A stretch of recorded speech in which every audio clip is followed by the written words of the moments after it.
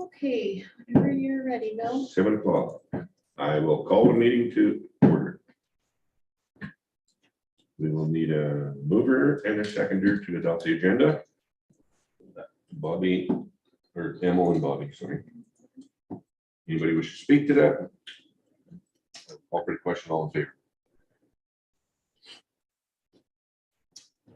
Okay, the first item on the agenda this evening then is the public hearing for the 2022 financial plan. Motion to open the public hearing. We will need a mover and a seconder. Bobby and Sam. Anybody wish to speak to that? I will call for the question, all in favor? The purpose of this hearing is for members of the public to make representation, ask questions, or register questions regarding the 2022 financial plan. Persons speaking must address the chair. If they have questions, they should raise them in their presentation to the chair. Any questions for which a response is not immediately available may be recorded and a response will be forwarded. The council will consider adoption of the plan and first reading of the mill rate bylaw under the order of bylaws. So I'll just proceed with the presentation. Okay.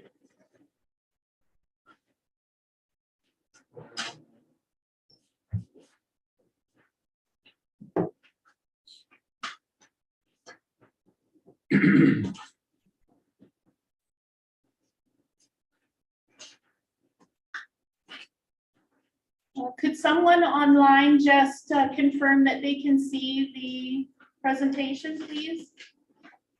Yes, I can see it.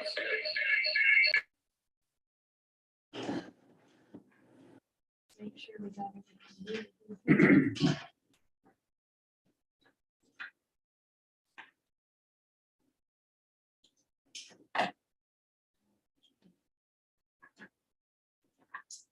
So good evening, everyone, and welcome. I am pleased to present the 2022 financial plan on behalf of council.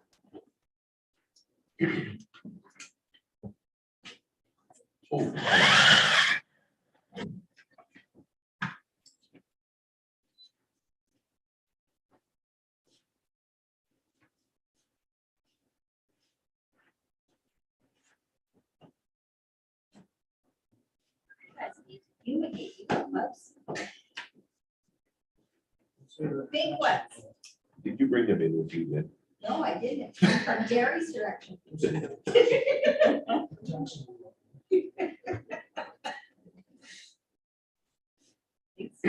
like, yeah, obviously, you're absolutely.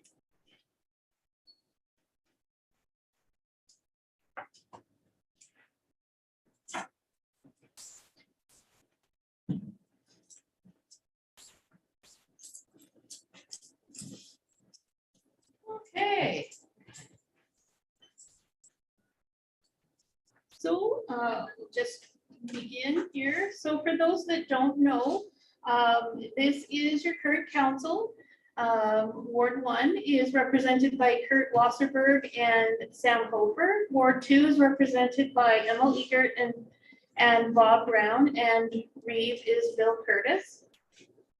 And because this is an election year, this may be the last financial plan for some members of council. Yeah. Yeah, so unfortunately, we were late holding our financial plan this year, and Councillor Wasserberg had already made plans. So he's away for 3 weeks. So he unfortunately couldn't make it this evening. So what can we expect in 2022? So your total mill rate for 2022, 6.833. This is the municipal mill rate. And in comparison to last year, it's a 3% increase. And from the 2021 budgeted amount of $3,241,124, we're moving to $3,875,288.55. This is a total increase in operating spending of $634,164.31. Of that, though, is an actual reserve transfer from a land sale that is going to hopefully happen this year. And so that amount is 549,000. So the actual operating spending is 85,164.31, or 2.63% of an increase over last year.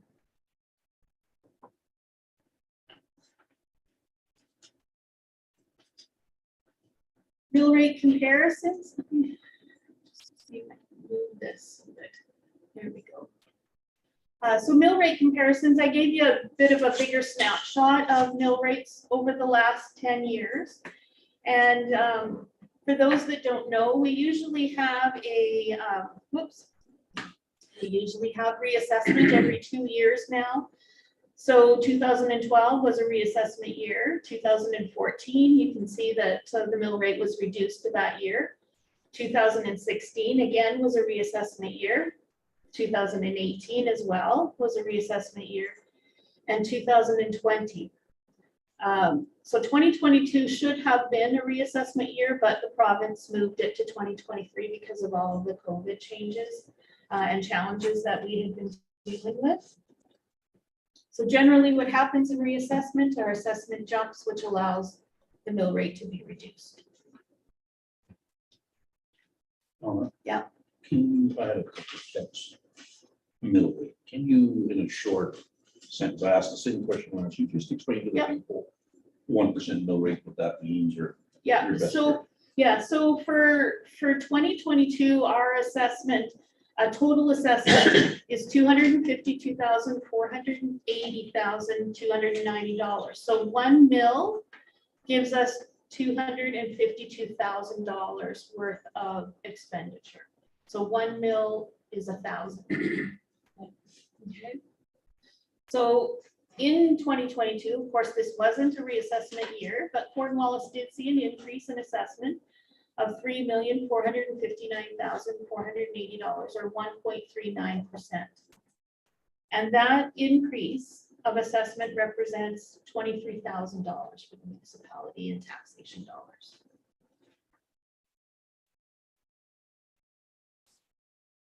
Municipal assessment breakdown, where does that come from for us? So 70% of it is residential, 20% of it is farm, 8% of it is commercial, and 2% is everything else. So in institutional, railway, and recreation. The 70% residential also takes in the residential portion on the farmland. Okay.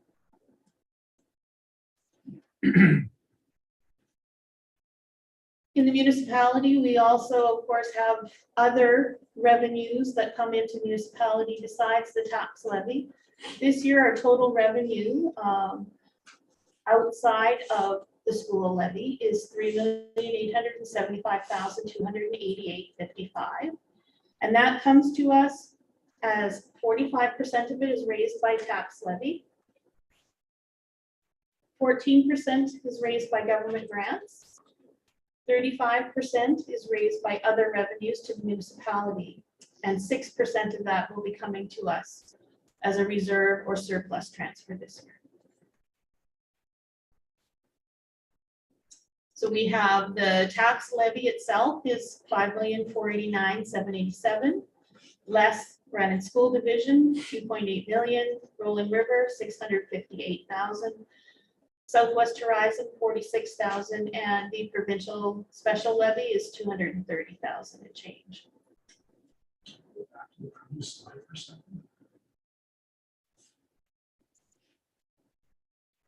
So there you see you've got a total tax revenue of $3,175,000. Total revenue. Yeah. That's tax revenue there. This is the total revenue on the revenue side of for the municipality. From taxes? No, only 45% of that is raised through taxation. But why is that figure more than the previous one? If we're getting a 2022 tax levy of $5.5 million, but we're only collecting 3.8 million. Yes, because we have to collect for the school divisions. So the total tax collected is the 5.4 million less the school. So of the taxation portion of it, the municipality is going to use 1,747,439. Government programs. Just to be clear, Yeah. we don't get a penny to collect that either. No. So the government programs then include things like municipal tax sharing, federal gas tax, and our grazing lease grant. Transfers from reserves and accumulated surplus. So this year's budget has a projected transfer from accumulated of 171,000 and a reserve transfer of 41,450. All of the revenues include taxes added, investment income, penalties, sales of service, licenses, such as aggregate and mobile homes. It's hard to be able to get you to see. So there's the matching 3.875. For the total expenditures this year, balanced budget, 3,875,288.55. And of that, it goes to general government, 10%, protective services, 12%, transportation services is 36% of the budget, environmental health is 8%, public health, environmental, economic, recreation, and fiscal services is 7%, and reserve transfers represents 27% of the budget. So we have general government services, and those represent administration, council indemnities, general administrative expenses, elections, and conventions. So $411,073.38. Protective services are our policing and emergency services. So we contract for emergency services with 3 fire departments. And we pay a per capita to both the city of Brandon and to CFB Shiloh for those services. And then Wawanesa is your third one. Wawanesa is the third one, yeah. So how do we pay that one?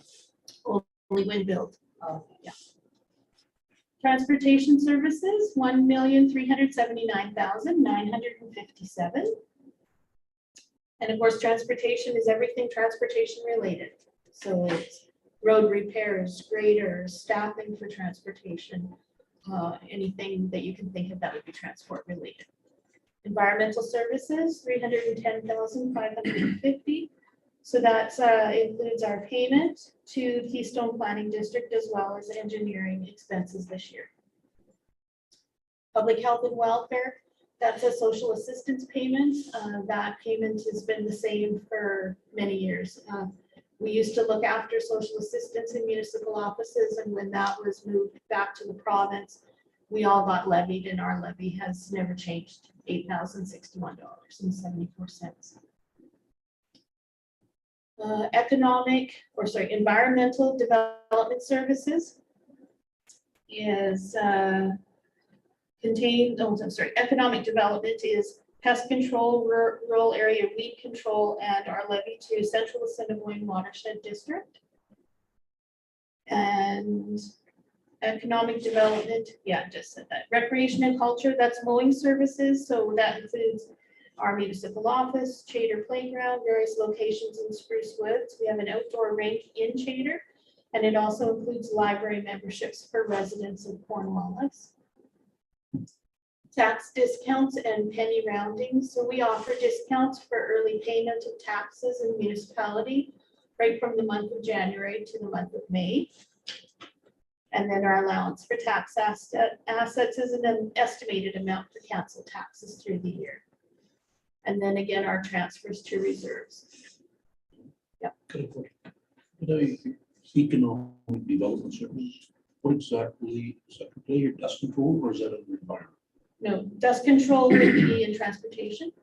Economic development is pest control, weed control, and Central Assiniboine Watershed District. is your dust control, is that contract for the same amount of money as what it was last year?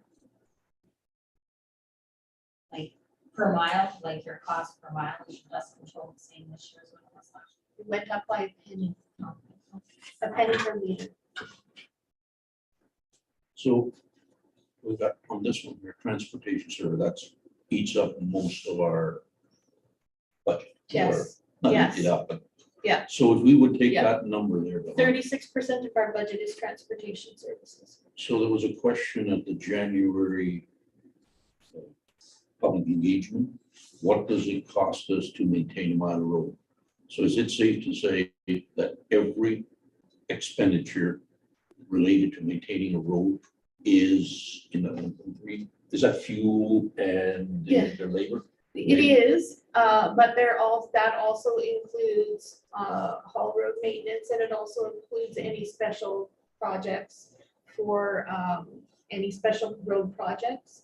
But it does include your drainage, any of those kinds of things as well on transportation. So to make it easy, I mean, yeah, there's things in there you might Yeah. have to remove. So if you go that divided by our 200, what's 208. 208, that should get us Yeah. a number, and then we can say, okay, Yeah. that includes this. Yeah, because there is some of that is for the asphalt roads, but it's very close. But it's a road. Yeah, it's a road. It is, $6,500 a month. okay, the last number I seen was 5280, when, about 10 years ago. Okay. How much, six? Oh, 6,500.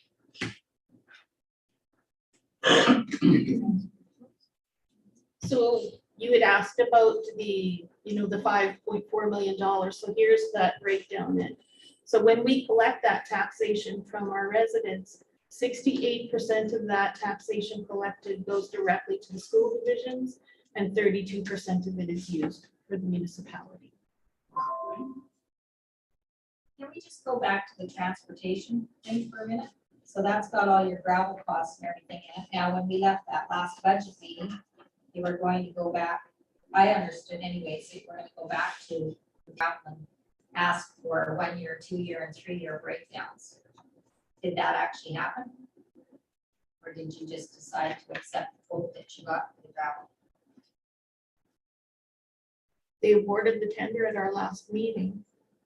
No, but the last one that, weren't you in on, or like the one that we had the Zoom link on? I thought you were going to go away and discuss it and go back to them for some different quotes and have it broke down over 1 year, 2 year, 3 year. Instead of just choosing from quotes that you already have. Did you do that? It is a 3-year term. Yeah, I don't understand No, what I you're don't asking either. me. No, very clear. When we had the Zoom meeting, it was 4 o'clock meeting, when the numbers were presented to council, and it was a Zoom meeting. And I believe Lynn I was on there. and Yeah, I was. on somebody there. else asked us questions. That question, that very question, in fact, it was Lynn that believed that brought it up. That because the numbers were staggering. And we didn't make a decision at that meeting. Yeah, you Except- decided to leave and you were going to go back and. So our get more We never did. information. So the engineer though did provide a breakdown for council for information for council to make their decision. But you didn't decide to go back and see if you would get any better deal if you did 1 year, 2 year, 3 year. Like, I guess part of my concern is this is an election year. So now that once you've gone to that higher payment for gravel and you've agreed to it for 3 years, it won't be going back down. So whatever council is coming in is stuck with that decision now for 3 years, and it's a big number. With the rate, Yes. yes, What rate? Like, the per ton rate. Yeah. Yeah. Yes, well, it's the same per yard or all that. It's just now we're talking we. Yeah. okay, But the question Lynn is asking, no, we didn't go back to negotiate, because I had a question on the $50,000 GPS expense. That was never explained to council, or I don't know if anybody went back to the tenders. Why are we getting charged 50,000? Because it looks like it, and it is a huge number. But no, we didn't go back. I guess I'm just wondering, because that's your biggest, I mean, that is the bulk of your money every year, is the roads and transportation. So like I said, now you're stuck with it for 3 years. okay. Can I just continue with the presentation and then council can open it up for the questions? So if your property did not have a change in assessment value for 2022, with the 3% mill rate increase, represents a 3% increase on your tax bill. And if your assessment was $300,000 for residential only, you would see a change of $26.87. The school rebates, education property tax rebates will continue for 2022. And Manitoba is continuing to phase out the education property taxes by implementing the education property tax rebate. So property owners will once again this year receive their property tax rebate check to offset that portion of the education tax, enabling them to keep more of their hard-earned money. No application is required. Residential and farm properties for 2022. Owners of residential and farm properties will receive a 37.5% rebate of the school division special levy payable. This will increase to 50% in 2023. Residential properties include single dwelling units, condos, and multiple unit dwellings. The education property tax rebate will be based on the school division special levy before the education property tax credit. So this year, they are going to be giving the advance on your property tax bill of $437.50, which is down once again from last year at $525. But your total rebate would be $581.25, as it would be 37.5% of the total education tax of $1,550.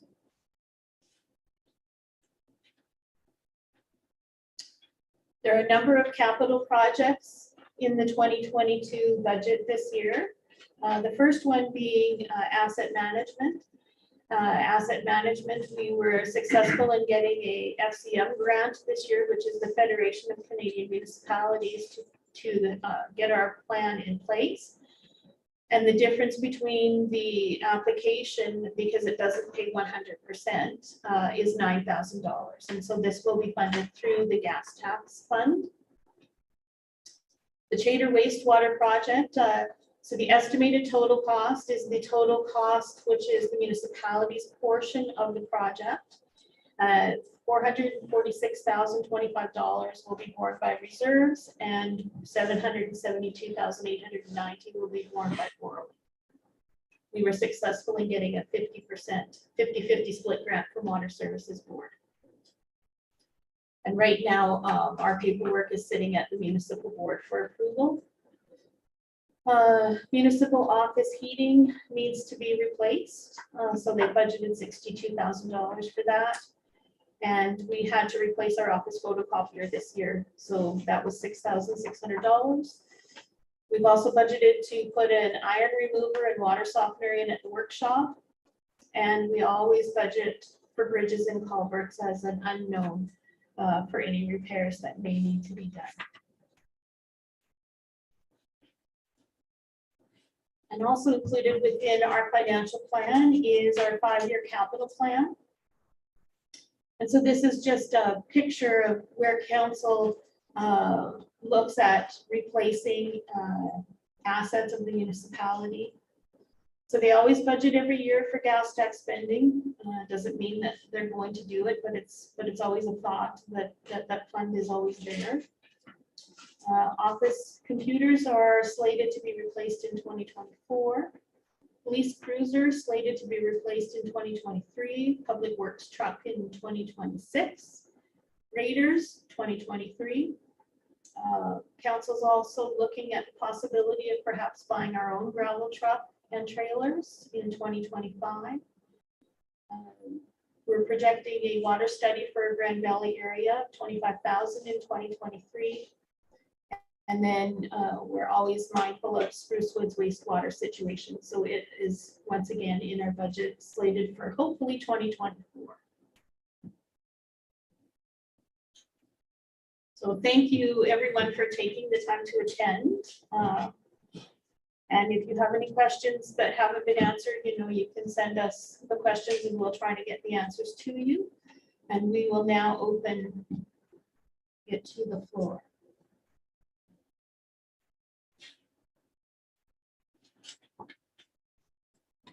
And again, just to remind you that if you would please have your questions go through the chair.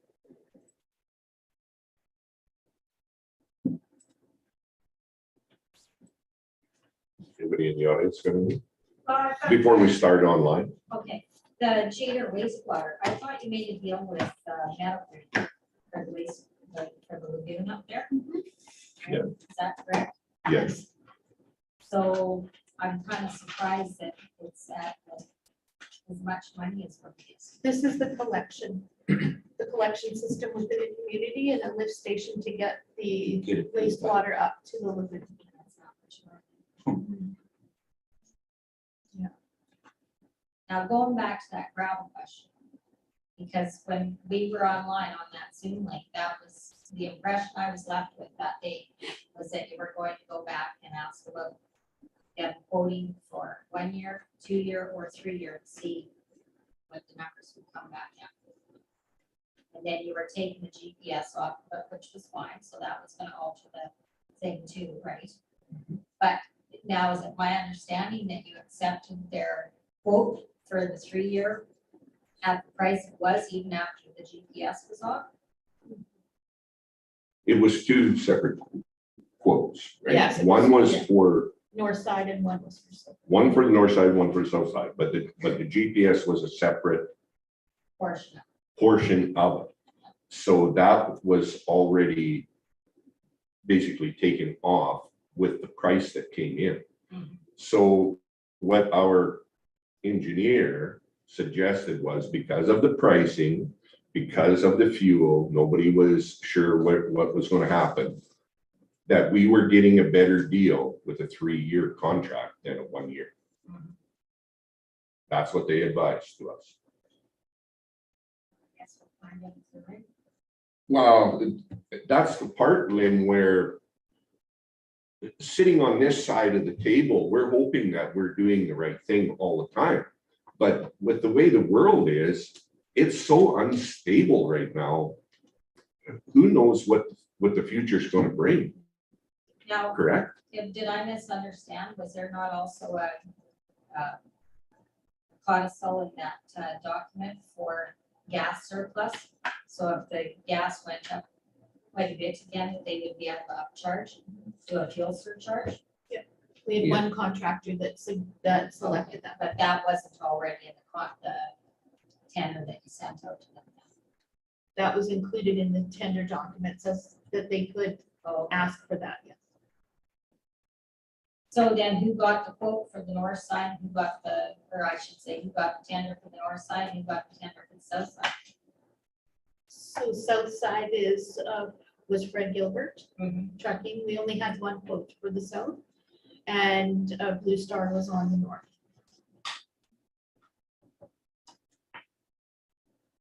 Mr. Chairperson, can I make a comment there? Sure. As a counselor then, I remember you asking a few questions there. That's where the red flag went up for me. As a counselor, I was basically under the impression when we were talking to 3-year contract, before we even went to an engineer to write the tender document, GPS was on the table. I voted to basically go get an engineer, because this council could write the tender document. Okay, or CEO, so we tendered it out. And I was all in favor getting it done with the feedback we got. Once this council, we would probably be okay with a 3-year contract with a few surcharge by GPS. The minute GPS was off the table, we even had the engineer interview contractors. What surprised me, one contractor said no to GPS, he got awarded a contract. There's too many red flags went up that I do agree. I argued that day, we should leave it to a 1 year and then just deal with it next year, because the way the gravel was tendered, if fuel drops by 50, 60, 70 cents a liter, we're stuck with the tender. With the fuel surcharge, if it goes up, on the north side, we are protected if we decrease. That's a dangerous tender to walk into if nobody knows, and I'm not a fuel analyst, But I think council made a mistake, and that's why I couldn't support it again, to go with a 3-year contract. Or 3-year tender. I think, I personally think council did wrong. We didn't do the next council a favor, to hook them on that, but too many red flags went up on this gravel tender. When we started in January talking, I'm just talking on my behalf, I thought a 3-year tender with GPS, I think we could see it because, and the reason I voted to go with a 3-year, or the discussion, we were gonna basically tie a contractor up to go buy it. Back charges, but we could, what I call amortizing over 3 years. But the minute they came back and saying, well, no, we don't want GPS, well, that's when we should have gone back to a 1-year tender, in my opinion, and take a chance every year. Now you're locked in, and there's no fuel surcharges on the south side, and that's the biggest portion, and yet basically our gravel is gonna increase by $1 a ton. So that's a significant amount of money for the next 2 years, $1 a ton increase. So my position was, I don't think we handled it right. Actually, I'm gonna make a comment. I think we waste our time getting the engineer involved now because we could have tendered it out in the old. Nothing's changed from our free tender document we had a year ago. So not only did we bypass GPS, we basically squandered. The thing is that we went with an engineer. Yeah. We did what the engineer thought was right at the time. We paid a lot of money for that engineer. And now all of a sudden it doesn't seem to be good enough. The engineer made his comment. He did it both ways, with the GPS in, with the GPS out, with the gravel for the fuel adjustment. The one contractor didn't, he waived that. You know what I mean? So he's on the docket for that himself, which I think that's stepping up to the plate myself. And the engineer had it figured out that because we asked and we asked and we asked, when we had our Zoom meeting with one representative from the engineering, they were still under the impression that the 3-year contract was the better way to go right now because of the way the world is. You know what I mean? And when you only have one individual on the south side bidding on it, what do you do? You know what I mean? Like, Yeah. One more question. Now, I understand that quite a few of the gravel trucks actually have their own weight scales on. Do these guys have their own, like the ability to weigh their own trucks right on the truck? Same way a lot of the farm equipment is, right? it's not actually a weigh scale though. It's a gauge that takes the weight by pressure on air. So again, council wanted it to be a certified scale. Yeah. So that everybody was on the same playing field. So it will be a drive-on scale, Okay, same as what it was last year. okay, And there will be weigh tickets. The weigh tickets will have the truck number, I believe, the time, the date, and it will be sent to Donna to process. The Yeah. same as it was last year. now I guess one other thing, like some people were concerned about where the gravel was going, and if you're not doing GPS, obviously the next best thing is a visual inspection, right? So obviously you guys can't be expected to go out and do it, but if you have a schedule from the gravel contract. The contractors have a map. Mhm. It's color coded and they know how much to put on per mile. And our public works usually keep an eye on them. Not every day possibly, but they do keep an eye on them. Okay, Bill, let's cut right, let's tell the truth.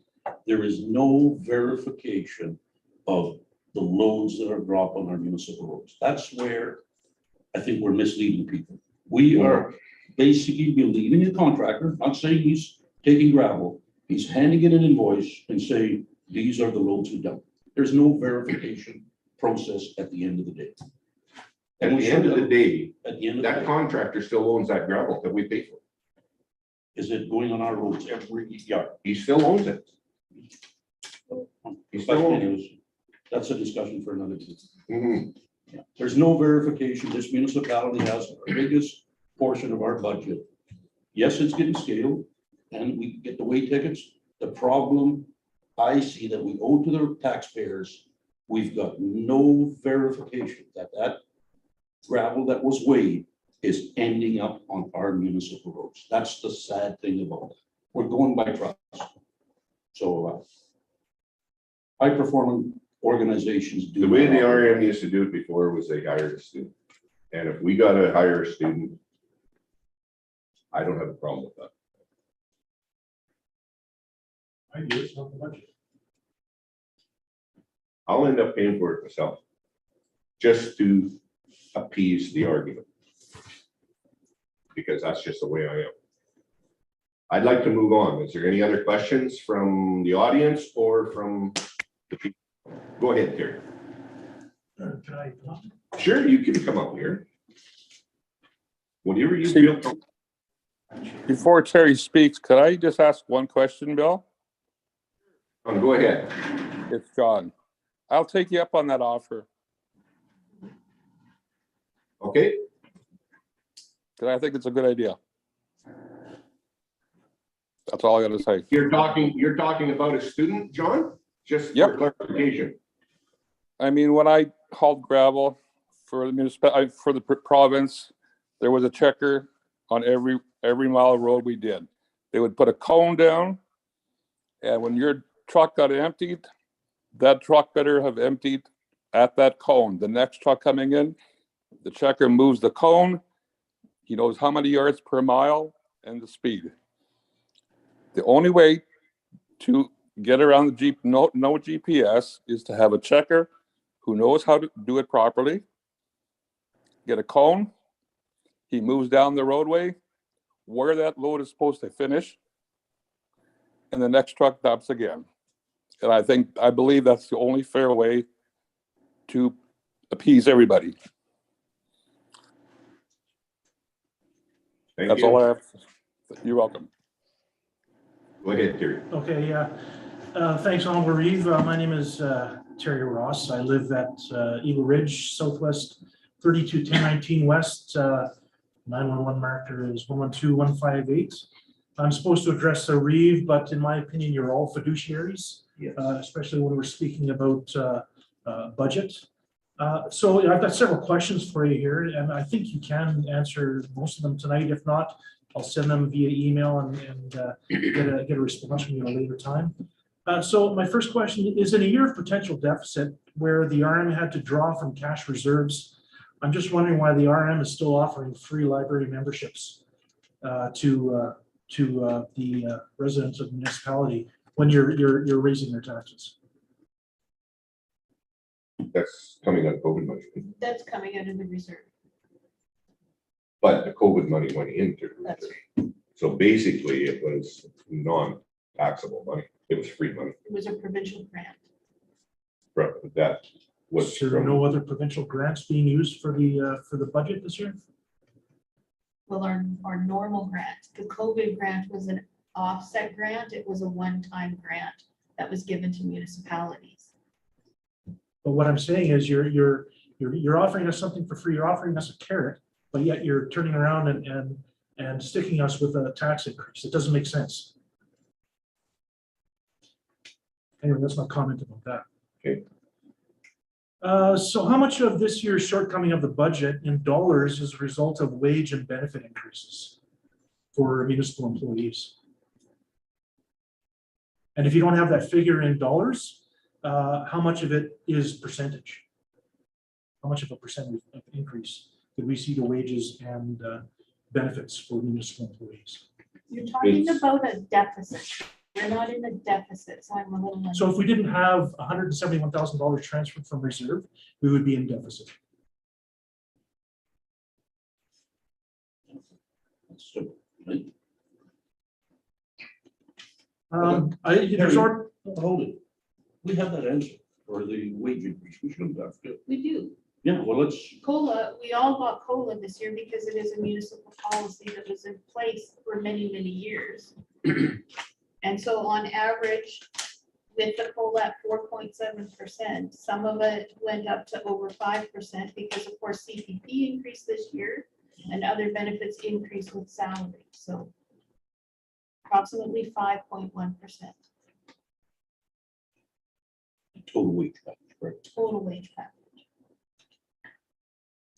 There's been considerable discussion about this already, so it's kind of like beating a dead horse, but with the gravel tenders that you guys put out there, I noticed that there was no option to opt out of the contract. So my comment about that, and we've all discussed it already, so it's really moot, is what happens if fuel prices go down? So I'll leave that as it is. How much of the recent $15 million announced by the province for road repair will the RM receive? And will any amounts be put against the budget to reduce the transfer from reserve or the property tax increase? I know Killarney, they know how much they have coming their way. How much do you guys? We haven't received any notification of what the per capita breakdown is. We know it's a per capita, but I do not know what that breakdown is yet. So when you do know, what are you gonna do with the money? Well, that money isn't budgeted because we don't know. So that money will come into general revenue and then council will decide either we don't make a transfer from reserves or we do another project or something with the funds. Gut feeling, what are you gonna do with the money? Spend it wisely. In total, how many meetings were held to discuss and finalize the budget?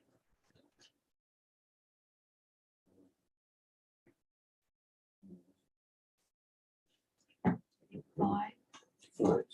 Four or five, yeah. Four, and the last thing was just the gravel tender in all fairness, just to come up with a number.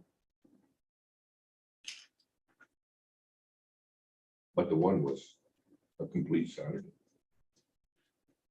Maybe you covered this, Donna, in your presentation. I didn't see it, but if we didn't have the transfer from reserve, how much of an increase to mill rate would there have been? If we didn't have the $171,000. That I'll have to do the calculation for you.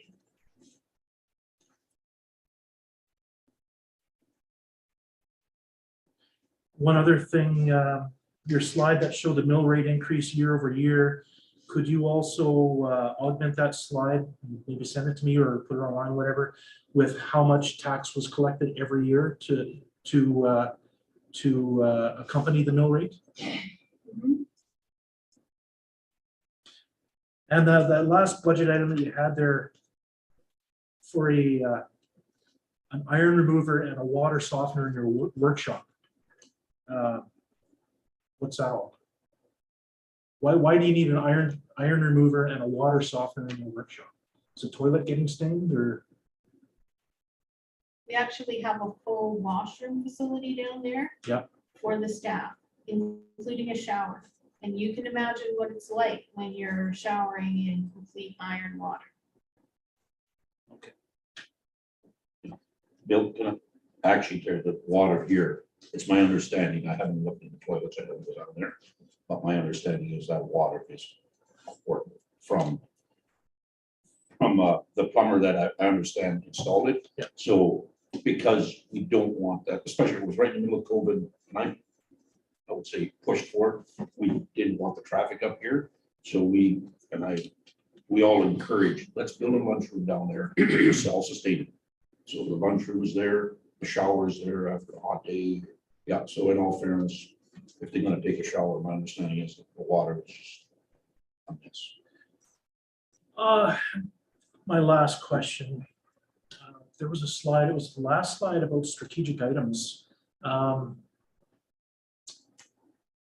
Don't recall, I've been paying attention to council meetings for since November, actually.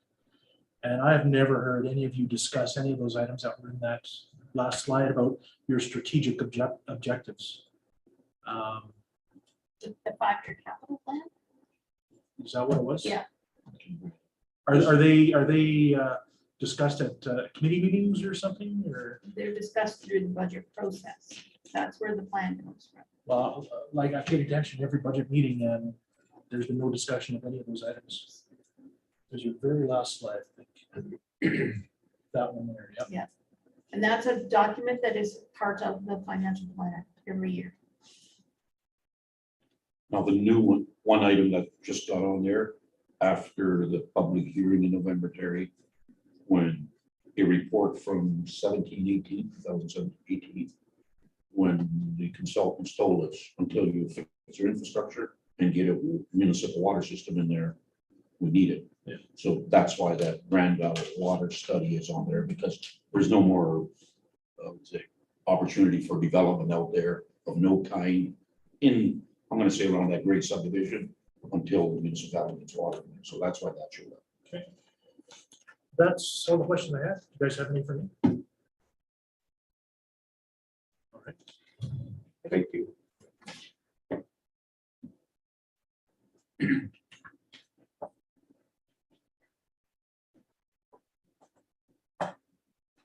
I do have one more question. Okay, go ahead, Lynn. I was just wondering, have there been salary increases every year? Well, it goes by COLA, What's bare COLA? bones Oh, minimum. cost- It varies every year. Oh, yeah, no, I'm just wondering, has there been wage increases every year?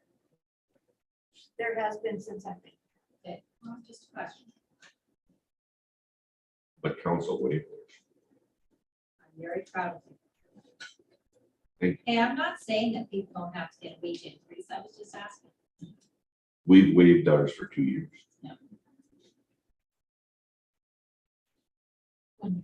Okay, we're moving ahead. Is there anybody on virtual that has any questions for us? Kim's got her hand up. Go ahead, Kim.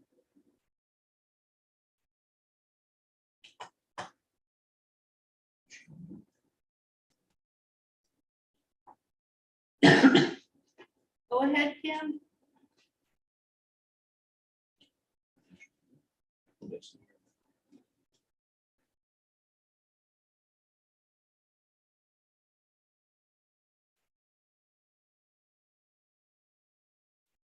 She doesn't have a microphone.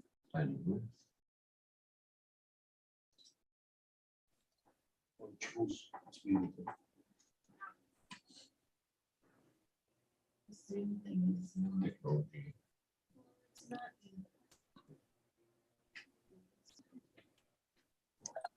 Sorry, my phone was all messed up.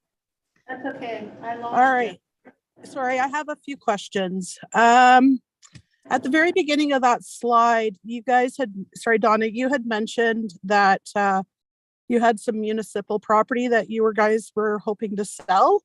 How confident are you guys that that land will sell this year for those numbers to be put towards your budget?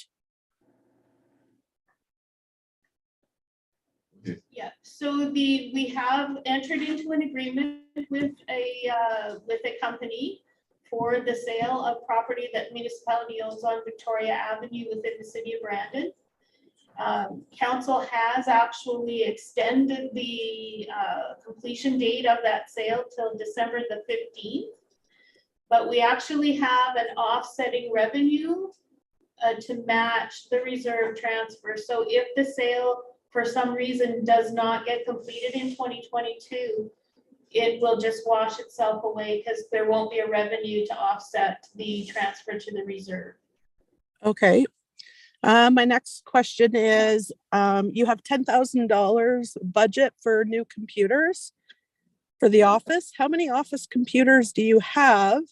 And do we supply Keystone Planning the computers as well? No, that's an estimated amount for 2024. And currently we have 4 computers in our office. We do not supply computers to Keystone Planning. All right. Also with regarding the protective services budget line, you said, I think it was like $468,000 that would be paid out to, for 3 Services, I think you guys said Shiloh, Wawanesa, and Brandon. Yeah. Okay, I'm just wondering, why are we paying Shiloh when they can't come to a call unless it's actually a military person? Two different items, Kim. One is fire protection and one is ambulance service. So ambulance service, we do not pay a per capita for. I'm talking fire protection. Okay, all right, sorry, I just wanted clarification on that. Okay, my next question is, did council reach out and ask for the ratepayers' input for the 2022 budget? This is it. Okay. Bill, can you tell us what did you bring into this budget based on the input?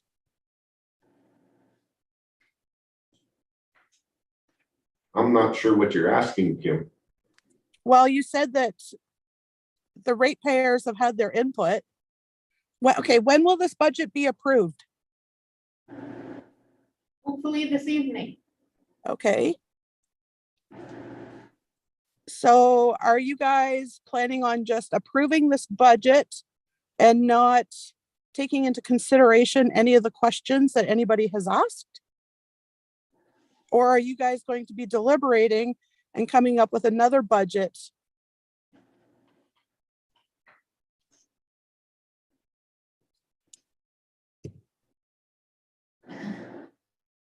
Bill, I don't I know. think we need to go around the table. She's asking council a question. Go I think ahead, we go all- ahead. No, you go ahead, Bill. Weigh in, weigh in, Do you want me to answer? weigh in. Yep. Kim, that's a great question. If you remember, I do believe, and I have to excuse me if I'm wrong, or I'll apologize. In October, we had our first council engagement with the public. Great questions came out of it.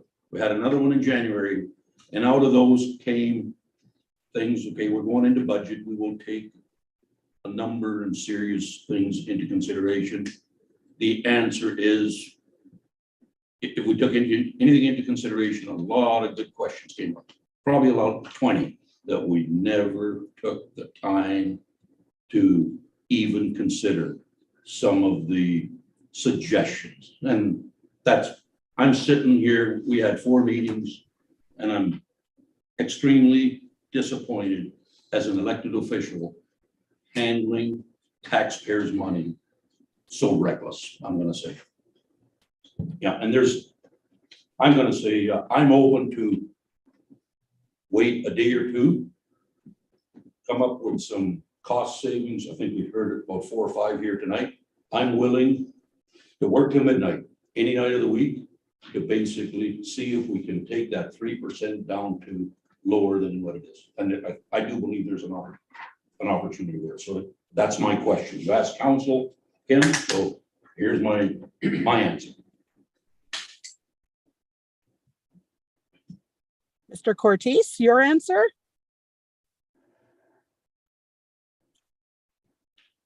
The thing is, Kim, that we're under the 8 ball to get the budget done in a certain length of time for the government. Because of the year that we had, which everybody knows, we spent a lot of time, we spent a lot of money on a municipal board hearing. That put us behind a lot. We worked very due diligently to try and get this budget within a working realm of what we have to do. I don't know how to make it any better than what we've already done with what we're working in from the rest of the world. Fuel prices have doubled. To do constructive business, to crush gravel, and which is our biggest part of our budget, is gone up $1 a ton or a yard, whichever way you want to word it. So I mentioned this to an individual once before. I said, if we don't come in with a relatively moderate mill rate percentage, whichever way you want to word it, then we will have to cut services. Okay. We are no different than what the provincial government is or the federal government. We only have so much money to work in, and we are trying to manage that to the best of our ability with what we are dealt with. And what we are dealt with is big expenses. How much does it cost you to fill your car up now compared to what it was 3 months ago? That's what we're dealing with. I And understand you're that. we're trying to make a budget for 12 months. We don't have a crystal ball in front of us, but I'll tell you, we're being judged every day, and we're trying our damnedest to get it right. And I'm going to say that we're only human, Kim. We make mistakes the same as anybody. And I totally understand that, Bill. Right? But I mean, so I'll take it the next question. Mr. Brown, I'm going to come to you for your opinion as well. But did council look at cost reduction opportunities during the budget deliberation?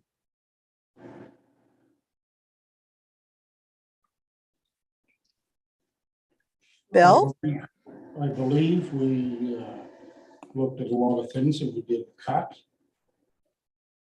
We did cut a lot of dollars off because we were at $300,000 in the wrong color of ink. And we reduced it down one budget meeting. I think we reduced it down pretty near $100,000. And I think we reduced it down more again. So to get it down to a 3% increase, which is $26 for the year on a $300,000 assessed property. It's $2 a month. I don't know where you really want us to do anything any better, because, okay, shave off 3%. You're saving $26 a year. Okay, well, my question, There has to be, I'm still speaking here, there has to be some increase. Yes, it wasn't an assessment year. If it was an assessment year, we might be talking a different story. So can you tell me what those line items were that were reduced? There's a lot of Just line items. Not offhand, I haven't got that right in front of me, but we did have in our preliminary budget papers, and we had them noted with yellow highlighted. And yeah, we worked at it, and we tried to make it as best as possible for taking money out of gravel tax to offset the cost of a municipal board hearing. So that wasn't being paid by the taxpayers. So that's just one example. But there were many that we did reduce to try and get that amount figures down to zero. All right.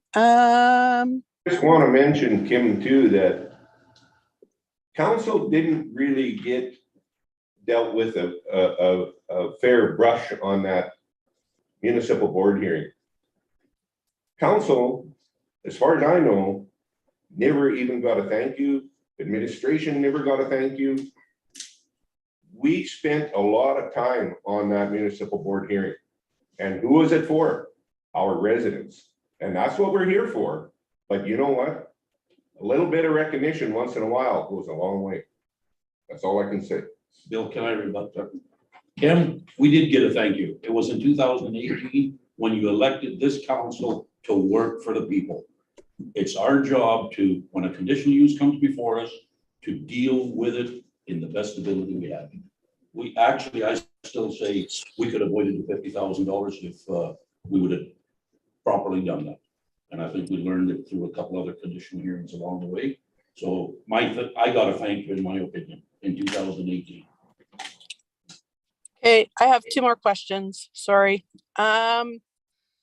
When we were talking about fires and all that stuff, I think at one of the public consultation meetings, or November, whenever it happened.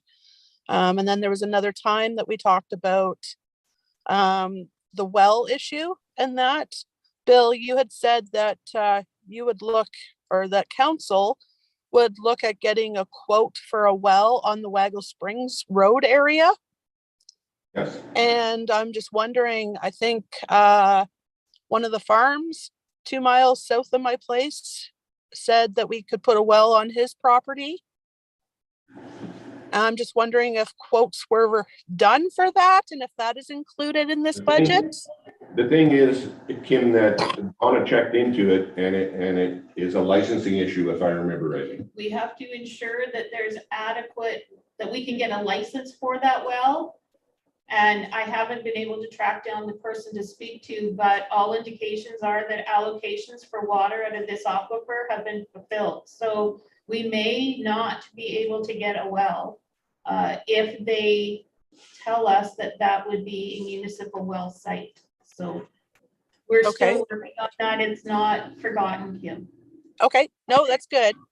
And my next question is, things like the beaver budget and all that, is that all been scrapped?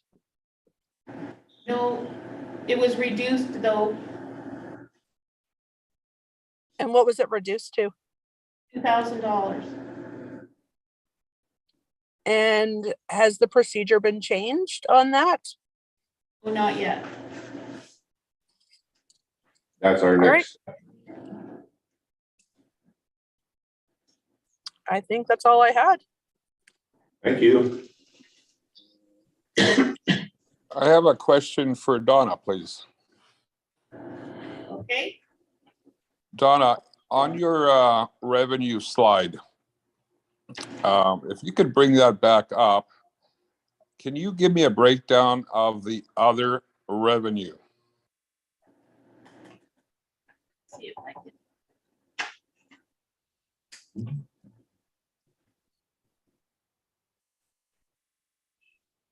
And what does it all entail for other?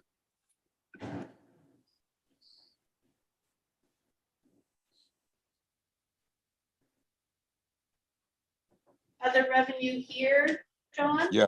Yes. Yeah. I don't know the breakdown of, it doesn't show a breakdown of the other. Yeah. So if you have your, are you looking at our financial plan at all? Yes, I am. Okay, so page 2 of the financial plan is Can you the bring revenue. Can you bring it up? I don't have it on the screen, but I have the revenue side here on the screen. But on page 2, that's the other revenue and transfers page. So Okay, I don't have that in front of me. I'm looking at what you're showing me on the screen right now. I just want a basic understanding of where the revenue is coming from. So that's things like taxes added, any licensing, so ag license fees, mobile home license fees, fines from policing or animals. General government would be sales of service. So these would be things like selling of our maps, selling of any kind of service for that, dust control sales, transportation levies that we get. Okay, so this is where I'm at. So can you give me a number? Transportation levies, let's use that one. So the fees received this year for transportation levies, $246,000. Okay, and that was for how many pits? I don't know off the top of my head, but I think we sold 37 licenses last year, 33 licenses last year, but not all of them were actually produced aggregate last year. Who was the largest contributor? Cocoa. I'm gonna say probably Russell Ready Mix. Mix. Russell Ready. Yeah. The last street we Same seen, one. Yeah. And what percentage did he pay, or did that company pay in comparison to the balance of the other pits? I don't have that in front of me, but I can get that for you. Okay. the last street we seen was $96,000 out of that 255 that's in front of us. Had two So months. one pit produced $95,000 on levies and the 37 out of 37 licenses? Is that But what, Russell Ready Mix operates out of more than one pit, so that's a combination of some of the pits. how many licenses do they operate? I think they had 3 last year or 4. 3 or 4, yeah. Okay, so 3 or 4, and they're accounting for $75,000 of the levies? It was I 96. think 96, I 90, think. yeah. It was 96 as of last week, John. I see Donna had it. 96. Okay, so trying to understand that a little bit clearer.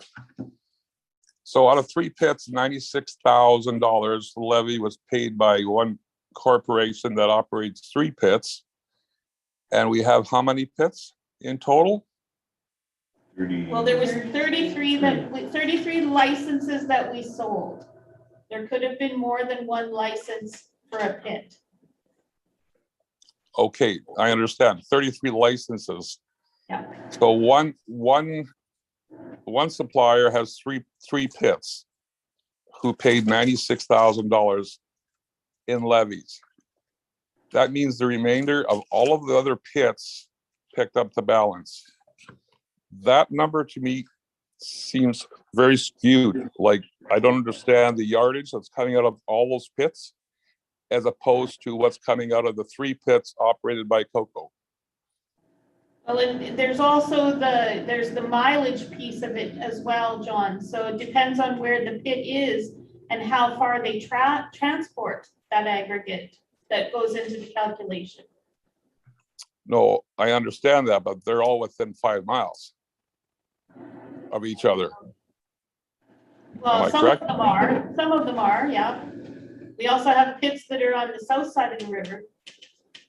No, I understand that, but the majority of the pits are within 5 miles of each other, correct? Yeah. Okay, so does that not seem kind of strange to you that one company with 3 pits pays $96,000 out of that total revenue? Like, where's the revenue from the balance of those other pits? It's gone, John. I'll answer that one. Like, it doesn't make sense to me. There's something not right there. You would think if 3 pits are generating $96,000 out of a total of $275,000, that the revenue from the levies from the other pits should be compatible to what they are. Well, it all depends on who has the large contract as well. I understand that, like, but the yardage, like, how many yards in the municipality were actually removed from pits last year? Actual or reported? Well, reported. Well, I can get you a grand total of how many totes were reported. Okay, Bill, John, can I just answer something here at that municipal hearing, free the hearing, we talked to our lawyer, legal counsel, and actually our planners, I will say. And actually it was the Reeve. I have to give him credit, and twice at that municipal hearing, the Reeve on 2 occasions, and there's people in the audience here tonight that heard him loud and clear. He told the municipal board of 3 individuals and the audience that this municipality is getting short change of the gravel that's leaving our municipality. That's why it's a money losing proposition. He didn't use the exact words, but that's exactly what he was implying. I told that to our lawyer before the municipal hearing. He says, Sam, I want you to stress that at that municipal hearing. And Donna made up the chart, and the gravel business in this municipality, John, is a money losing proposition. You, as a ratepayer in Chater, are subsidizing these big corporations, some of them. I'm not. I very well remembered that comment that the Reeve had said, and I had heard no follow-up on any of that. That's why I'm questioning this right now. So after hearing the percentage of what Coco has paid as opposed to all the other pits, something does not seem right. It is absolutely skewed to one company. I mean, I understand the yardage, but I can't explain that many other pits not generating more gravel than what Coco is. You gotta understand too, though, John, that because the license is only $10, it's cheaper for them to have an inactive pit at $10 license than it is to reclaim it.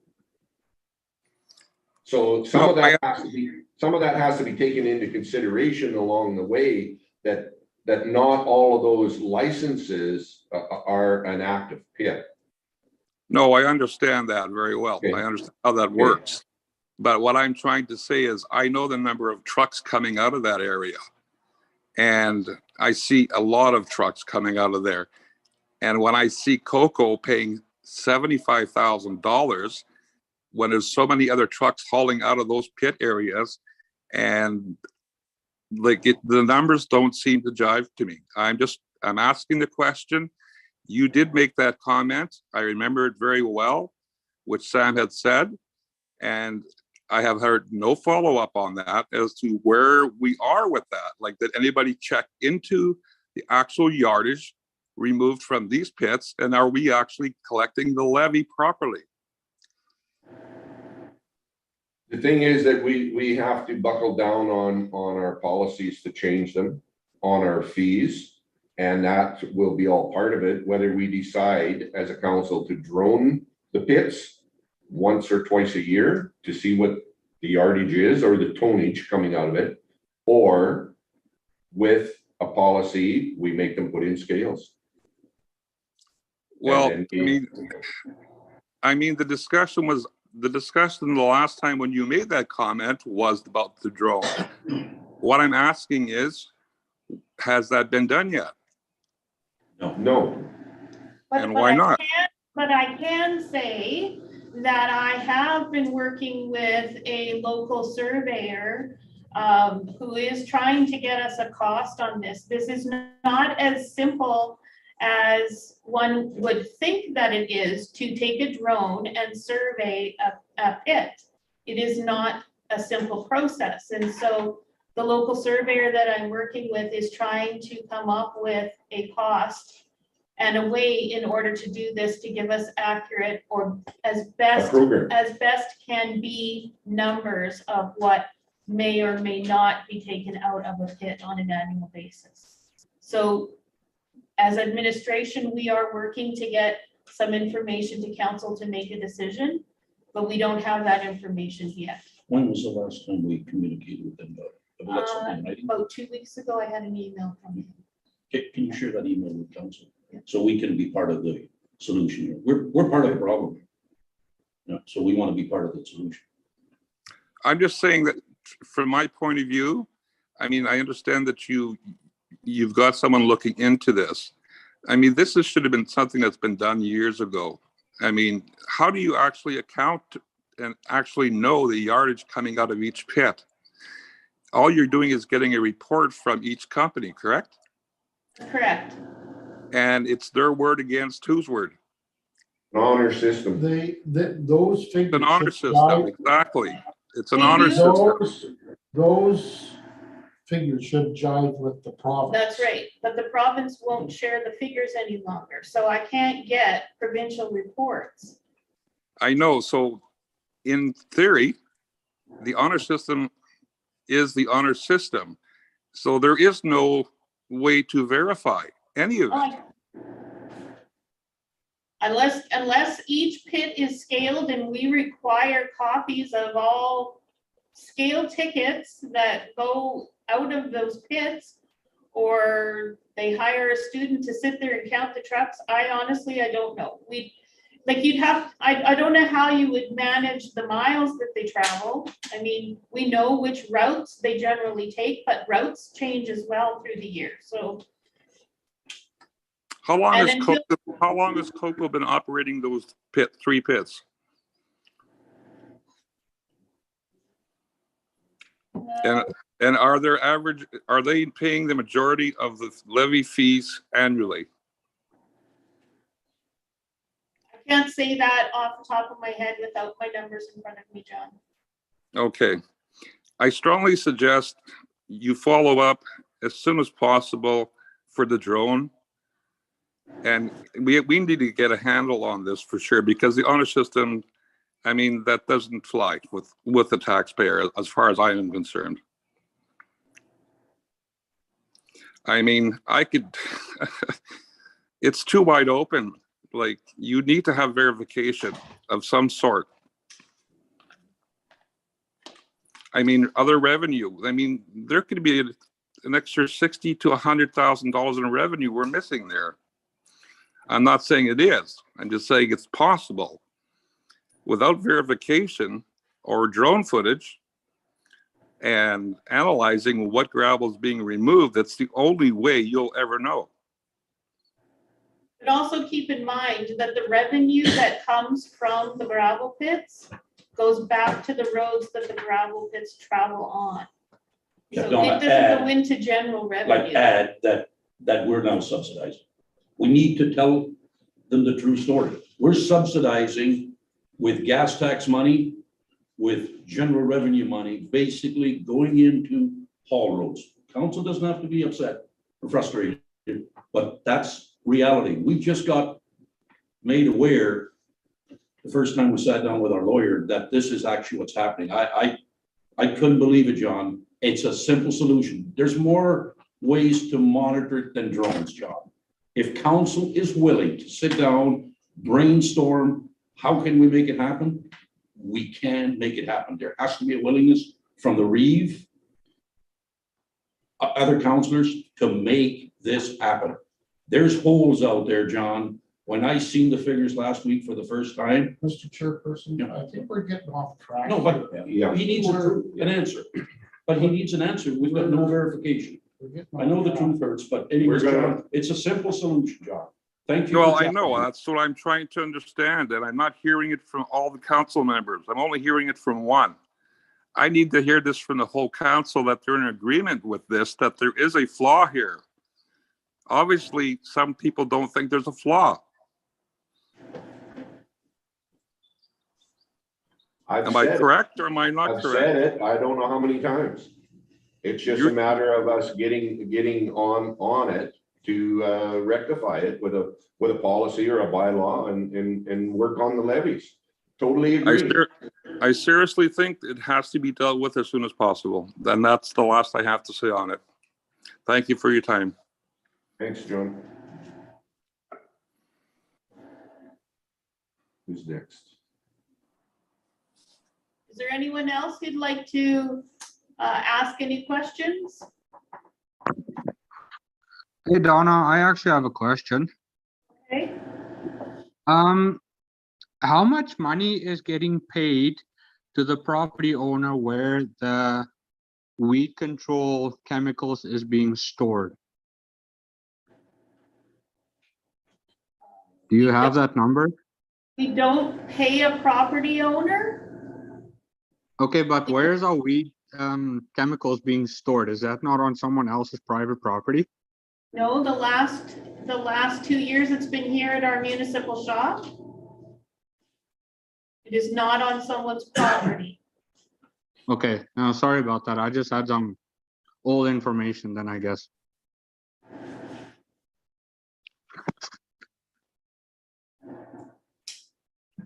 Donna, Kirk, where was the chemical stored in 2020 when you and me went for a drive down to the property? It could have been stored there, It but was, we it was don't, stored we, at that he property. asked the question, did we pay the property owner? No, but We it do was, not. it was stored at a counselor's sister's property. So let's tell them the answer. I have no knowledge about the paying. Was stored, our chemical, 1,600 liters of it was stored on a resident's property. When they didn't receive any payment for the use of their facilities? Not from the municipality. We have a contract with a contractor, not with a property owner. No, I just needed some clarification because yeah, like it's been discussed before with me and I was very unsure of how that was all dealt with. But your answers cleared that for me. Thank you for that. Thank you. Is there anyone else who would like to ask a question with regard to the financial plan?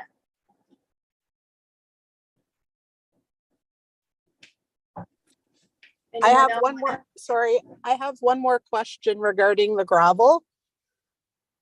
So I know of many people who have made cash deals with the gravel pit owners.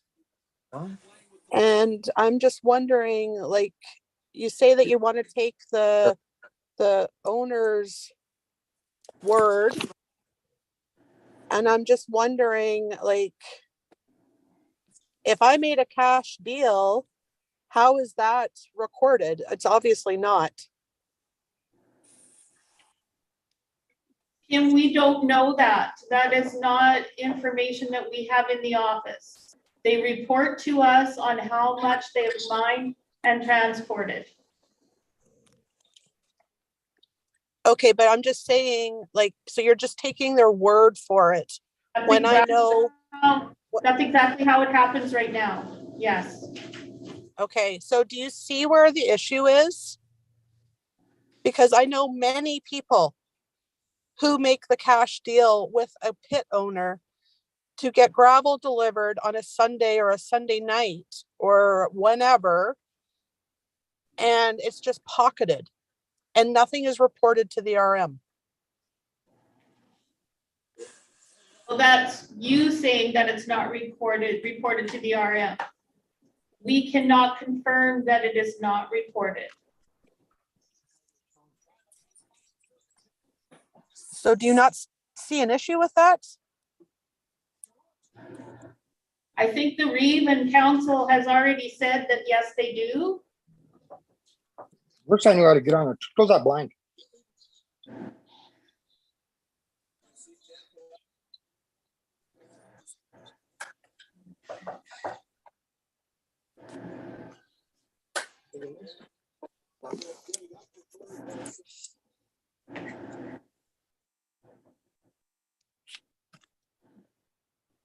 Was there anything else, Kim? No, somebody else's mic kind of took over, so.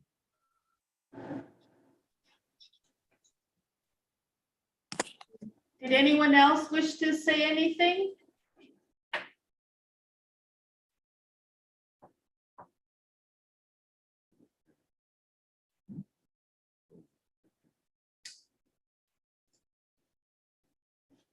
Close the public hearing. Just make sure, did Alice, were you wanting to say something? Nope. Yes, not. Oh. Oh, Fred? He's leaving. Hang on, let me in. Oh, you're still muted, Fred. We can't hear you.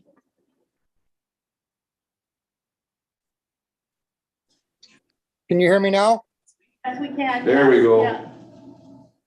Okay, there's been a lot of stuff about gravel being said. Number one, my family is the oldest homesteaders in the RM of Cornwallis. We've lived here since back in the early 1900s. We've been in the gravel business for 70 years. I have graveled the RM of Cornwallis for 50 years. I've bailed this RM out 5 times when they hired other contractors that couldn't complete the contract. I've been nothing, showed the RM nothing and good workmanship, good men, good equipment. Sam Hofer, when you first ran for council, I gave up my right to vote on the west side to go and vote for you. And since then, you've done everything in your power to try to backstab me and my company. You said last year at the budget meeting that Mr. Gilbert, if he does not want to put GPSs in his trucks, maybe we don't need Mr. Gilbert. That was the first I ever heard of it. I'd like to know why you were slandering my business name. Mr. Gilbert, I'll take the opportunity to rebut. What I'm saying, it's not just your company. I am saying if the municipality is going to purchase gravel, we're weighing it. You and me, you and your son and myself had a discussion in this council chamber using a non-certified scale. If gravel is so honest, why are people hesitant? Not just Fred Gilbert, whether it's Blue Star, Tri-Wave, or whoever. If gravel. Why did you use my name? Why did you use my business name? Because your son was in the council chamber and used your Fred Gilbert Trucking. So all I'm saying, Fred. Department of Highways, which you threw in Donna's face and never even looked at. Now that came from the MIT. And you refuse to look at that. You talk about your ratepayers and how concerned you are. Last year, you made a drive-on scale mandatory. No big deal. We did whatever you wanted. That cost $14,000 extra in the contract. This year, you got a 27-page contract drawn up that I sent out to 6 RMs, 6 other contractors to look at. They thought it was the biggest piece of garbage they'd ever saw in their life. Now you pay another $11,000 for that, so that's $25,000. We added another $1 a yard, probably everybody, maybe myself, and I think Blue Star, whoever. I know we put at least $1 a yard in there, and that was over. We didn't want a 3-year contract. We asked for a year contract. It was your engineer that you had coached to do this contract. So you wrote the contract. Now you got to live with it. I didn't put no fuel clause in there at all. I said, well, the hauls aren't that long. We won't be using as much fuel as we would. My trucks on long hauls are burning $800 a day for fuel. It cost me another $380 for a man per day, another $100 a day license insurance compensation. So where do you think we are robbing the RM? We are trying to save ourselves from bankruptcy right now. And when it comes to pit owners, we all pay a $10. I've got 2. Last year, I can't compete with Blue Star. In fact, I put my gravel pit up for sale in Coke. We're looking at it right now, just because I cannot compete. And why don't they have scales in every pit over there? Because of vandalism. Vandalism has killed everybody that puts a scale over there. They're either burnt, all the wiring is stole out of it, etc. That's why there's not scales at every pit. That's why people went to loader scales. But nobody ever asked. Sam, you never asked anybody. You just assume. It's easier to call everybody a thief. Last year, I was $80,000 cheaper than your other contractor. You went around and told everybody you thought that there had to be something wrong. You smelt a rat, blah, blah, blah. You didn't realize that all my clay was in the gravel pit. Where the other contractor had to haul it all in. So he had a lot of extra charges compared to me. I got a good price from my contractor to crush it. I shared my goodwill with the RM of Cornwallis. This is my home. This is where I live. These are my neighbors. These are my friends. Stealing from the Cornwallis would be like stealing from myself. And I've had enough of this crap, and so has everybody other contractor in this RM. All these assumptions, we're stealing. John Pelche, I haul you all your gravel. You're a very good customer. Your rate has stayed the same for how many years? And then you got a scale right there. If you think I'm dishonest, why don't you weigh my trucks when they come? Anyway, I have no more to say. If anybody, Lynn Forbes, anybody else is concerned with gravel, I'm more than happy to sit down and talk to you. Thank you very much.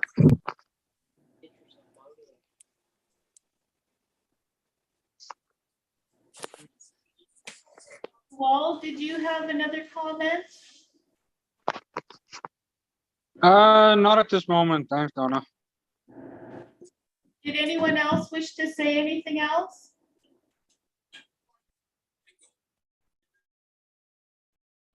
Can I make a comment if there's nobody else? Fred, I'll just basically say, I never called you a thief. If gravel is such a competitive business, all I am saying, let's weigh it. There's 4,500 taxpayers out there. Excuse me. Hold on, Fred.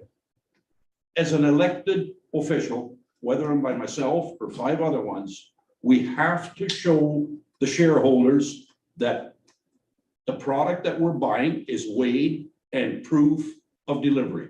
Right now, Fred, you and me will have to agree to disagree. We've got no proof that every load is getting dumped. I don't care if it comes from Tri-Wave, Blue Star, or Fred Gilbert. It doesn't matter. We owe it to the ratepayers. What we purchase is basically what's getting dumped on. And I never called you a thief. All I'm asking for, there's systems out there that as an elected official, I can basically defend spending $18,000 and $240 a month for the software to put it, demand it as part of the tender. And yeah, it cost actually more than $11,000 for that tender because counselors basically charged an indemnity, I'm sure, basically to sit in on these meetings. I didn't, not that I figured I owe it to the ratepayers. This municipality needs to get into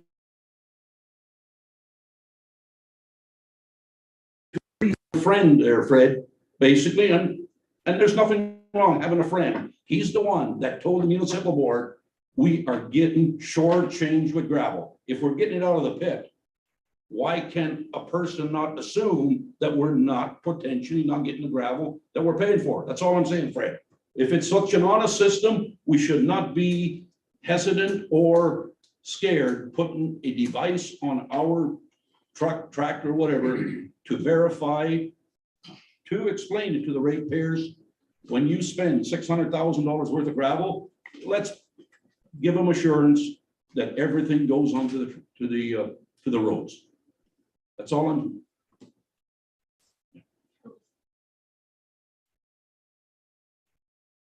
Sorry, Fred, you're still muted. Okay, can you hear me now? Yeah.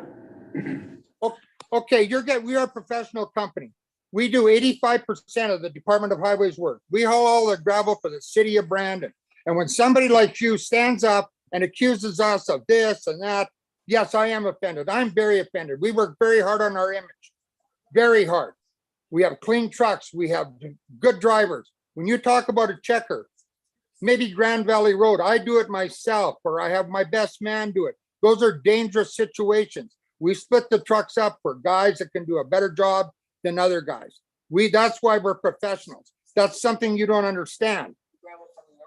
We've graveled every road. We graveled approximately 800 miles of road last year. We do 4 other RMs besides the RM of Cornwallis, the RM of Elton, the RM of Oakland, which are your sister, the RM of Brenda. Those are all your sister RMs. We don't have this problem. We have a 1-page tender with them. They say that's why you put references on your tender. I have references on my tenders. And you're taxpaying citizen, I guarantee you're getting what you paid for. Just drive over to the south side of the river and have a look at the roads, even with all the rain, and that'll confirm what I'm saying. And so why are 60 municipalities in Saskatchewan using these devices on their trucks? Like, why are they different than us? Why were these all sent out to every RM in Manitoba and you are the only one that bought into it? Your fellow councilors didn't want it because of the paperwork. Right now, there's 5 taxes on every yard of gravel that goes out of a gravel pit. Just the administration fees are getting crazy. And this is the way that the government have got. They've got so many people that are pushing pens on desks, and it's got away. The Department of Highways now, when you retire, you're not replaced. So they're very short staffed. Now, I sent a person up there to maybe apply for the grader job. You knew the grader guy was retiring. Why weren't you prepared and had another grader guy? I sent a guy there with years of experience with handling base gravel. He was a foreman on jobs. You went and wanted the headhunters to pick somebody instead of our own RM. Well, there's more cost to the RM. So, I mean, what you've cost, Sam, the ratepayers, don't sit there and tell me how much you've saved, because all you've done is spend.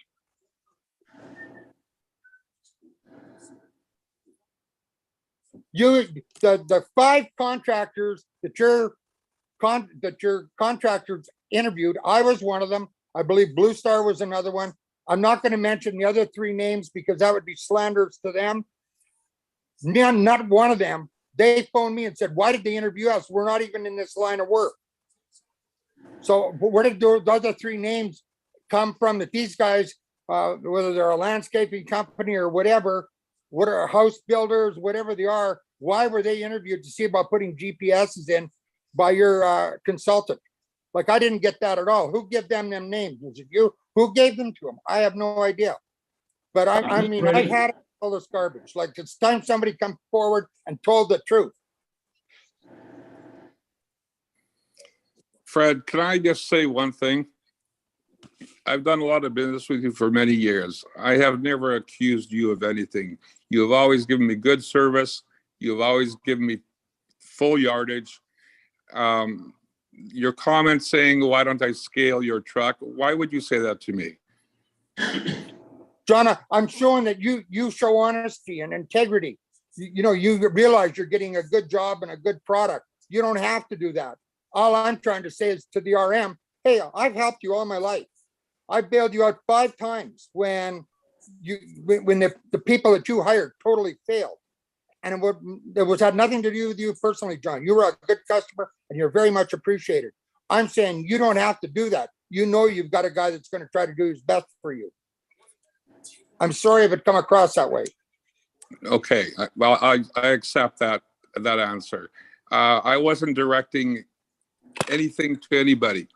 All I was saying was, with the number of pits that are out there, I just found the percentage of Coco's revenue for the amount of pits that are out there did not make sense to me. Maybe you can explain it to me better than what council has then. Okay, I can probably explain anything you want to know about gravel. Just ask. Like out there, there's probably 3 major players. I mean, Colette's, Zenith Paving, and Colette or Coco. They hold the biggest maturity. All of their gravel is scaled. I'm working for Coco right now with 2 trucks doing the 18th Street Bridge. Every ounce of that gravel is weighed. We've got to have weight tickets on both ends. There's no BS. It is what it is.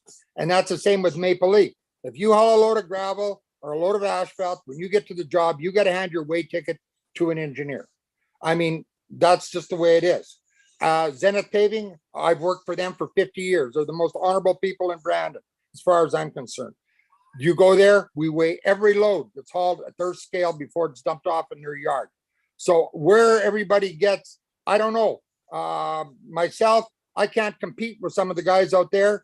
It's cheaper for me to sell my gravel pit and go and buy from somebody else.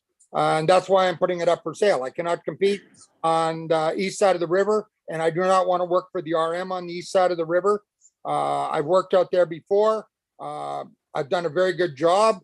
We had several residents phone and say what a good job we did, but unfortunately it wasn't recognized by some council members. So I've decided to opt out of that east side, and we'll just work on the west side if they want me. If they don't, that's fine too. When you want to know why the price went up, our costs and fuel is just phenomenal right now. Our crushing bills, there's 4 or 5 pieces of equipment to crush gravel. They've jumped the price by $2.50 a yard. I asked for a price for next year. They can't even give me a price on next year because they don't know what the price is going to be. I can totally relate to what you're saying on fuel costs. I run a lot of equipment, as you know, as well as you do. And yes, the fuel costs, labor costs have risen dramatically. So what's new to me is that there's 3 major players out there. So if the annual levy out there, like if Coco's paying $75,000 out of a $275,000 or $250,000 budget, then the 3 main players are paying them the same percentage, more or less. I don't know what they do. I know that Colette's only have the odd job out there. I know Zenith, if their trucks aren't busy, they get them to haul from out there. It's kind of a filler job. It's not a day in and day out. I would also like to say to the people on the east side of the river, I do spray my property. Every 3 years, we spray for leafy spurge. We also do not work on weekends because I see people riding horses and stuff out there, and they're having weddings, etc. We don't want dust. We don't want a problem. When we are crushing, we go and talk to our fellow neighbors around and tell them how long we're going to be there, whether it be for a week or 2 weeks. We inform them so that they're not complaining of noise and this and that. We try to do our best to try to have, we do not work weekends. We do not work after 5 o'clock. We try to do the best for the people that are around us that are residents. So we are trying. I am personally trying. So to hear my name come up, it really offends me, and I'm very sorry about that. Well, on that note, I want to thank you for your information and your expertise in the field. You've been in it a long time, Fred, and I know how hard you work for what you do. I would take offense to if I was put in that position. On that note, I'll be calling you Monday for some gravel that I need. This was a heck of a way for us to get in contact with each other, but thank you, John. Yeah, you're welcome. Thank you very much. I want to thank both of you for weighing in, and I I've think got one question for Fred. Fred, did I hear you say you're weighing this, you're hauling for coal? I mean, good for you. That's, you gotta put food on the table. Did you say you're weighing in on both ends? No, we're hauling from the city's gravel pit by Paul's Hauling right now. And that's all going to the 8th Street Bridge. That's city property. We weigh at the gravel pit. And when we get to the other end, we just hand our ticket to the engineer, what the weights are, so they can keep track of how many tons. They put so many tons to a lift. So every lift they put on, it's only so many tons. So they might go in 10 lifts or 12 lifts, whatever. Every lift before they pack it has got to have a certain amount of yardage or tons. That's why it's done that way. Okay, sorry, Fred, I misunderstood you. I thought you said you're weighing in on both ends. So actually, what the government is doing, or COCO, whoever is receiving, they're verifying that you're dropping that load there, correct? Well, yes and no, because they want to know how much gravel, because they put it in lift sand. They put it in maybe 6 inches, 8 inches. So they've got it all surveyed, how many yards are going to go in that one lift before they water it, before they pack it. And then they also put it, then they start their second lift. That's why, so the guy that's the engineer on the other end can keep track of the yardage, so he knows how much to put in every lift. it's also because of the compaction. If they don't That's have what- the right compaction, it won't pass. That's exactly what I'm saying. When you pack gravel, it'll lose 25% in compaction. I've been doing this for a long time. My grandpa hauled gravel with horses. We know our stuff. And like I said, anybody that wants to know, please ask and I'll try to help you. We appreciate your thoughts, Freddie. We're gonna move on. If nobody else has any questions, we will move to close the hearing. Okay, thank you very much. I appreciated you taking the time to listen. Thanks again. So we'll need a mover and a seconder to come out of the hearing. I'll make a motion. Anybody wish to speak to that motion? I will call for the question. All in favor? Okay, under the order of bylaws, the first item then is the adoption of the 2022 financial plan. I'll make that motion, and if you wouldn't mind reading that lengthy. Whereas subsection 162 of the Municipal Act provides that the council of each municipality must adopt a financial plan for each fiscal year in a form approved by the minister. And whereas the council of the rural municipality of Cornwallis has made such a financial plan for the year of 2022. And whereas the council has held a public hearing in accordance with subsection 162(2) of the Municipal Act with respect to the 2022 financial plan. Now therefore be it resolved that the 2022 financial plan be adopted as follows. The operating budget for the municipal purposes be in the amount of $3,872.80.37. The appropriation for allowance for tax assets be in the amount of $3,208.18. And the capital budget be in the amount of $1,351,215. The 5-year capital expenditure program and the estimated revenues and expenditures to be as shown on the 2022 financial plan, which shall be incorporated in and form part of the 2022 mill rate bylaw as Schedule A. We need a seconder for this. I'll second that. Anybody wish to speak to it? I will call for no. No, well, usually, no, I'm not gonna support that. We basically heard it tonight. we didn't give the, in my opinion, I'm gonna say the 4,500 ratepayers out there an opportunity to come like we do tonight. I think there was opportunities there to get that 3% down, but the question was raised tonight. We don't even know with the transfer and all that, what it impacts. And here we're voting on bylaws and approving a budget when we really, as a council, don't know the bottom line financial impact of this municipality. So I've said it before, I don't think we worked hard enough. We're using excuses, and we all worked hard on the municipal hearing. A lot of hours went in there, but I think we could have reached out to the public for some input and make them feel that we did do our due diligence, trying to reduce the impact on their bottom line. So I'm not going to support this, but Anybody else wants to speak to it? Well, I would just like to say that I think it's a good budget.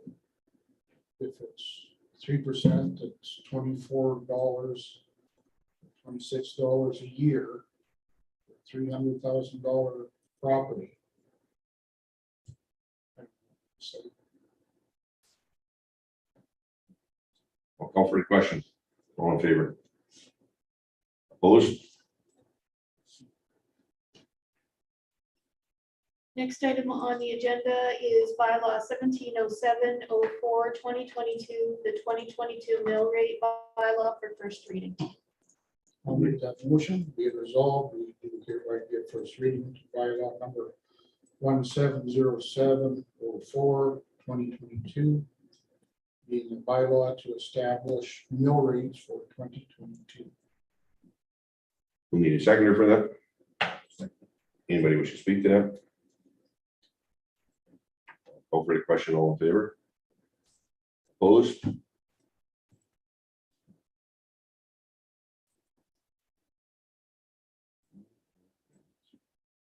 Motion to adjourn. I'll make a motion. Seconder? Anybody wish to speak to that? I'll call for the question. All in favor?